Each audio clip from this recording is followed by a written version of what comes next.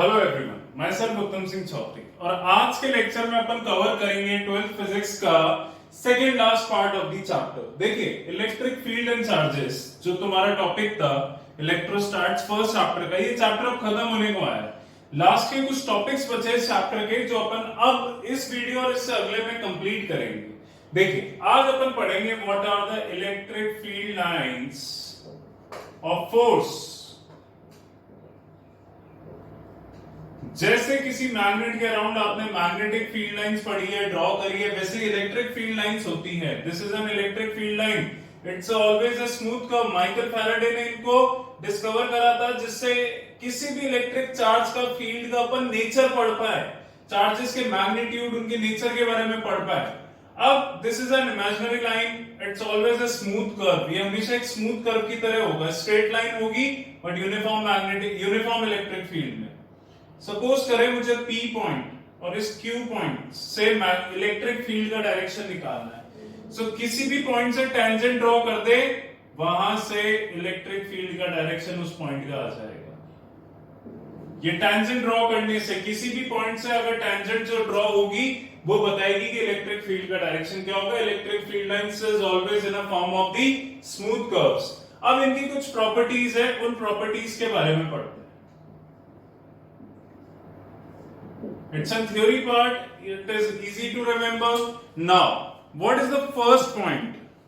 The lines of the force are continuous smooth curves without any breaks.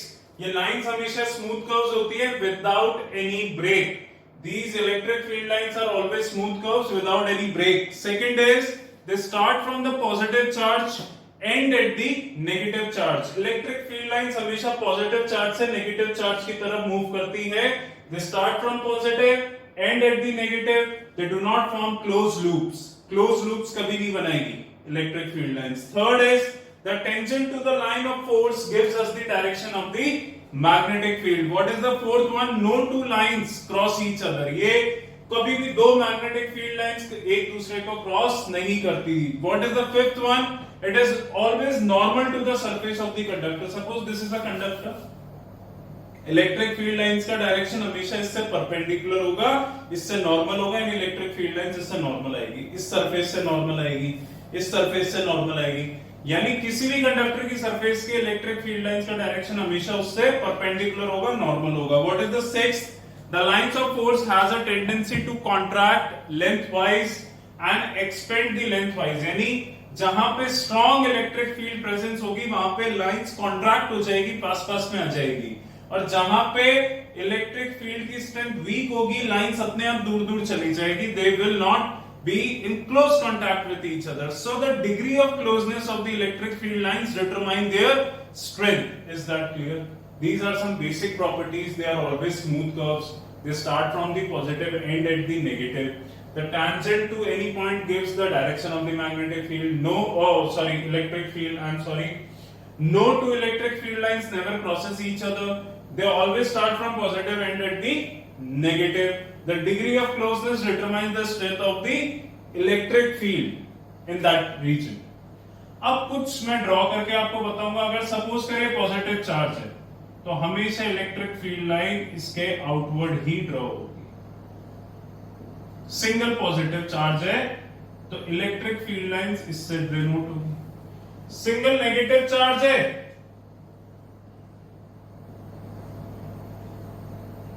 तो भी straight line से denote होगी, but the direction will be inward. Is that clear? Positive में outward होगा, negative में inward होगा। बोले clear है? थर्ड केस आता है कि अनलाइक चार्जेस हैं,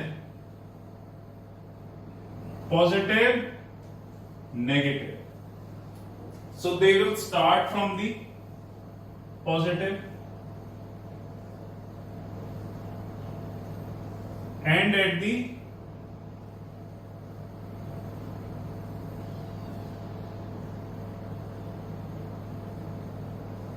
they will start from positive electric field lines and end at the negative. positive से start होके negative तक मूव करेगी। बोलिए क्लियर है? अगर दोनों लाइक चार्जेस हो, दोनों प्लस और प्लस हो, तो ये रिपेल करेंगे. These lines will repel.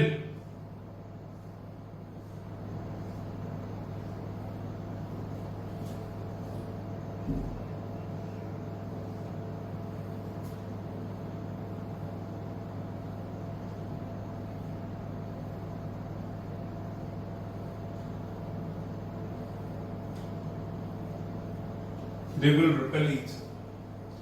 So single charge, unlike like charge, अगर यूनिफॉर्म इलेक्ट्रिक फील्ड है तो वो पैरेलल लाइन से डिनोट होगी. This shows uniform electric field. Is that now जहां पे रीजन स्मूथ, मतलब जहां पे स्ट्रॉन्ग इलेक्ट्रिक फील्ड है, देखिए ये इलेक्ट्रिक फील्ड लाइंस है, ये यूनिफॉर्म नहीं है, पहली बात. दूसरी चीज, अगर मैं ये रीजन लू P और ये रीजन लू Q, तो QP में स्ट्रॉन्ग इलेक्ट्रिक फील्ड देखने को मिलेगी और Q में वीक इलेक्ट्रिक फील्ड देखने को मिलेगी, क्योंकि लाइंस क्लोज होगी when there is a strong electric field, lines दूर होगी when there is a weak electric field. ये क्लियर है? देख लीजिए, ड्रॉ कर ले. अब अपन नेक्स्ट पार्ट पे इसका स्क्रीनशॉट ले ले, कॉपी कर ले. Now the second part of the chapter, and what is that? The electric flux. So what is the electric flux? अब इसको क्लियर करते हैं. ये समझ में आ गया ये इलेक्ट्रिक फील्ड लाइंस कैसे ड्रॉ होती है, स्मूथ कर्व्स होते हैं, इनकी प्रॉपर्टीज लर्न कर ले. बेसिक पॉजिटिव से नेगेटिव चलती हैं. ये सिंगल चार्जेस का होगा, ये इनफाइनाइट तक जाएगी जब सिंगल चार्ज होगा. दो चार्जेस प्रेजेंट है तो पॉजिटिव टू नेगेटिव. क्लियर है? Unlike uniform electric field. और ये स्ट्रॉन्ग और वीक को कैसे डिनोट करेगा? Is that clear? Now the next part.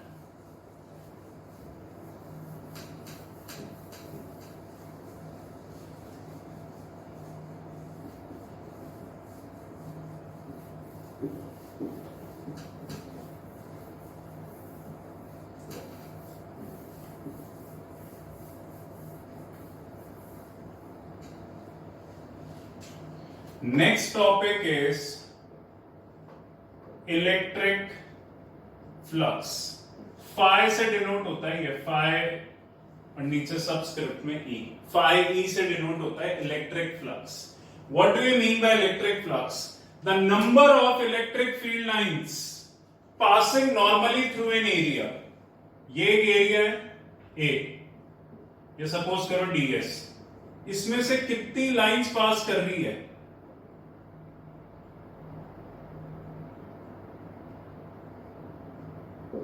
ये इलेक्ट्रिक फील्ड लाइंस इस एरिया में से पास कर रही है. सो इसका इलेक्ट्रिक फ्लक्स क्या होगा? E dot ds.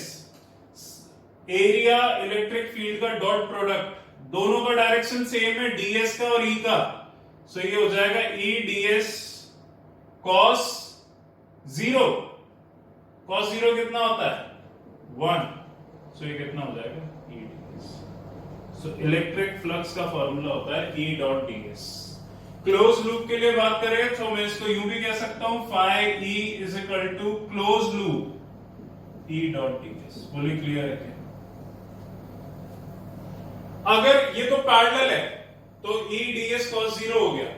सपोज करें अगर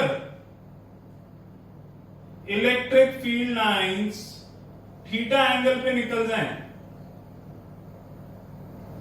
ये इलेक्ट्रिक फील्ड लाइंस है, ये थीटा एंगल पे जा रही है एरिया से, इस ds एरिया से थीटा एंगल पे जा रही है. सो ये कितना हो जाएगा? ये E, ये थीटा, ये E cos थीटा. अब जो तुम्हारा फ्लक्स होगा वो होगा E cos theta into ds, E ds cos theta, जिसको मैं वापस E डॉट ds लिख सकता हूं. सो फॉर्मूला वही आता है. So what is electric flux? The number of electric field lines passing normally through an area. उसे कहा जाता है इलेक्ट्रिक फ्लक्स. वो E डॉट ds होता है, जिसको E ds cos थीटा कहते हैं.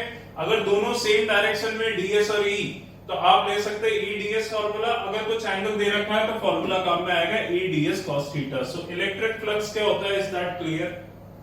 नाउ अगला पार्ट आता है Gauss theorem.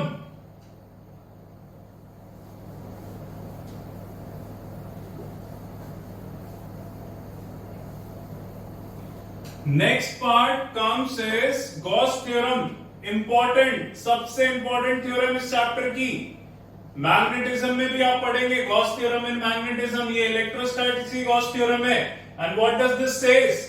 The total charge enclosed the electric flux of an area is equal to 1 upon epsilon naught times the total charge enclosed by that surface.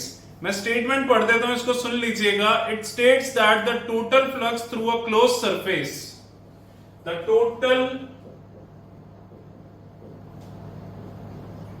Flux through a close surface is 1 upon epsilon naught times the total charge enclosed by that surface. Suppose कीजिए close surface है, उसका जो total flux होगा, अभी अपन ने क्या पढ़ा है वो क्या होता है, E dot ds। But Gauss theorem कहती है कि वो टोटल फ्लक्स होगा 1 upon epsilon not times the total charge.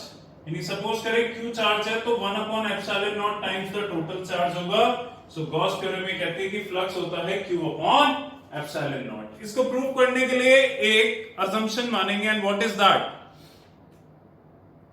As shown in the figure, suppose the surface S is a sphere of radius r centered on Q, then the surface S is the Gaussian surface। इसने करा क्या है वो चीज मैं आपको समझा देता हूं कि एक स्फेयर माना है, इसके सेंटर पे Q चार्ज लिया है, ये गॉसियन सरफेस मानी है, इसकी रेडियस मानी है R, इलेक्ट्रिक फील्ड आउटवर्ड निकलेगी, ds सरफेस एरिया भी आउटवर्ड होगा। अब ये यहां पे क्या करेगा, इसने इलेक्ट्रिक फील्ड निकाली, वो क्या होगा 1 upon 4 pi epsilon naught Q by electric flux निकाला इसने फाई E, और वो क्या होगा E डॉट ds, बट दोनों का डायरेक्शन सेम है, सो वो क्या हो जाएगा E ds cos 0, E close surface ds, E कितना होगा 1 upon 4 pi epsilon naught Q by r square. अब सरफेस एरिया क्या होगा इस पूरे sphere, 4 pi r square, 4 pi cancel, r square cancel, ये आ गया Q upon epsilon naught. So आपका फ्लक्स कितना आ गया Q upon epsilon naught. Prove हो गई Gauss theorem. So this is the proof of Gauss theorem. ये गॉस थ्योरम होती है, ये उसका प्रूफ होता है। गॉस थ्योरम ये कहती है कि किसी भी क्लोज सरफेस का जो टोटल इलेक्ट्रिक फ्लक्स होगा वो 1 upon epsilon not times the total charge enclosed by the surface होगा। बोले क्लियर है? इसमें आपने एक स्फीयर लिया है जिसके सेंटर पे Q चार्ज है, जिसकी रेडियस R है। अब उस स्फीयर के सरफेस के ऊपर एक गॉसियन सरफेस मानिए। गॉसियन सरफेस एक हाइपोथेटिकल सरफेस होती है, यानी रियलिटी में एग्जिस्ट नहीं करती, इसको सिर्फ आप अज्यूम करते हो डेरिवेशंस करने के लिए। ये एक गॉसियन सरफेस मानिए जिसके आउटवर्ड इलेक्ट्रिक फील्ड जाएगी, ds का डायरेक्शन ये होगा, इसकी रेडियस r है। पहले इलेक्ट्रिक फील्ड निकाल लो, फ्लक्स का फॉर्मूला लगा दो, जो भी पढ़ा E डॉट ds, सॉल्व कर लो।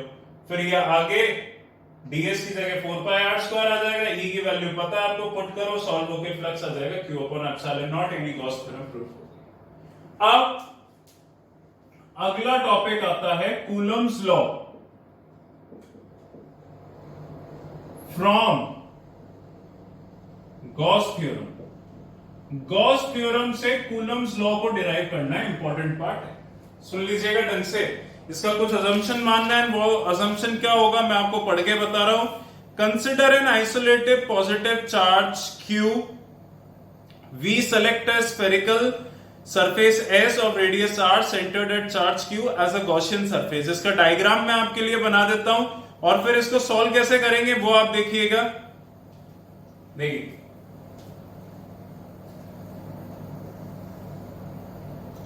एक स्फीयर माना है जिसके सेंटर पे Q चार्ज है, R रेडियस, यहां पे गॉसियन सरफेस अज्यूम की है, इलेक्ट्रिक फील्ड इससे आउटवर्ड निकलेगी, सरफेस एरिया का वेक्टर भी इसके आउटवर्ड निकलेगा। अब सबसे पहले यहां पे फ्लक्स कितना होगा, 5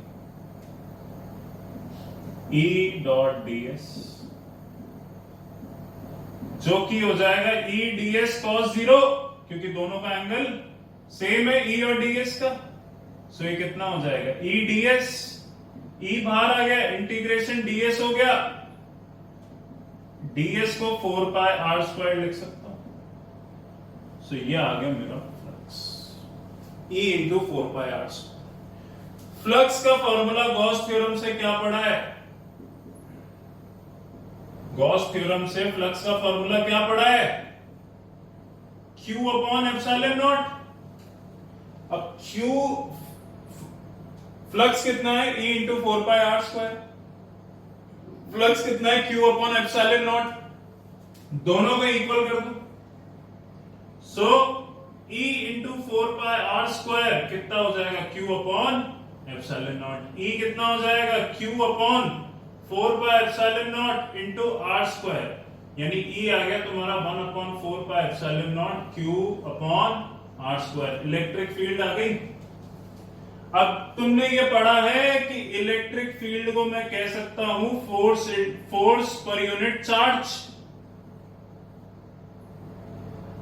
तो फोर्स कितना हो जाएगा, electric field into Q naught, electric field की वैल्यू पुट कर दो 1 upon 4 pi epsilon naught Q naught upon r square, ये तुम्हारा आ गया force and this is Coulomb's law. So अपन ने यहाँ पे क्या करा, इलेक्ट्रिक फ्लक्स निकाला E into 4 pi r square, Gauss theorem लगाई, दोनों को इक्वल करा, इलेक्ट्रिक फील्ड निकाली। फिर E is equal to F upon Q naught से अपन ने F निकाला जो कि आ गया 1 upon 4 pi epsilon naught Q naught upon r square, ये होता अपना कूलम्स लॉ। सो गॉस थ्योरम से अपन ने कूलम्स लॉ डिराइव करा। असम्पशन दोनों में क्या मानना है, या असम्पशन क्या मानेंगे, consider a sphere having charge Q at the center of radius r. Assume a Gaussian surface. Clear है? Electric field outward, ds outward, cos 0। इसका स्क्रीनशॉट ले लीजिए। अब इसमें बसता क्या क्या है, इसके न्यूमेरिकल्स आते हैं, आप करिएगा, बहुत इजी है, कुछ ऐसा इसमें है नहीं टिपिकल। आपको करने कौन कौन से हैं वो मैं आपको बता देता हूं। मैं टॉप पे लिख देता हूं, example 57, 60, 61,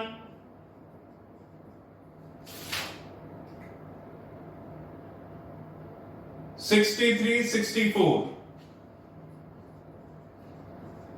63 is an important one, try कीजिएगा, नहीं आएगा तो मैं बताऊंगा। उसके बाद आपके दो टॉपिक्स बचते हैं जो मैं आपको बता दूं, field due to a infinitely long charge wire, electric field due to a uniformly charge infinite plane sheet. That's all, ये दो टॉपिक्स बचते हैं, ये नेक्स्ट क्लास में कवर करूंगा। इस चैप्टर की वर्कशीट मैं आपको नेक्स्ट क्लास में भेजूंगा, तो आप वो वर्कशीट करें। उस वर्कशीट के एक एक क्वेश्चन में आपको सॉल्व करूंगा। जब बेटर वे क्या है, बुक के सारे न्यूमेरिकल्स अभी अपन सॉल्व नहीं कर सकते। आपको हालांकि कोई डाउट आता है फोन करके पूछे मेरे से, बट इसके सारे न्यूमेरिकल्स में ट्राई करूंगा कि हर टाइप के न्यूमेरिकल्स में अगले वीडियो में, क्योंकि सिर्फ दो ही टॉपिक्स मेरे को कवर करने हैं, that are very easy topics. So next video में आई ट्राई माय बेस्ट कि अपन सारे इसके जो हर टाइप के न्यूमेरिकल्स है शुरू से लेकर एंड तक वो सारे कवर करें। सारे फॉर्मूलाज मैं आपको एक बार वापस रिवाइज कर दूं। Thank you so much.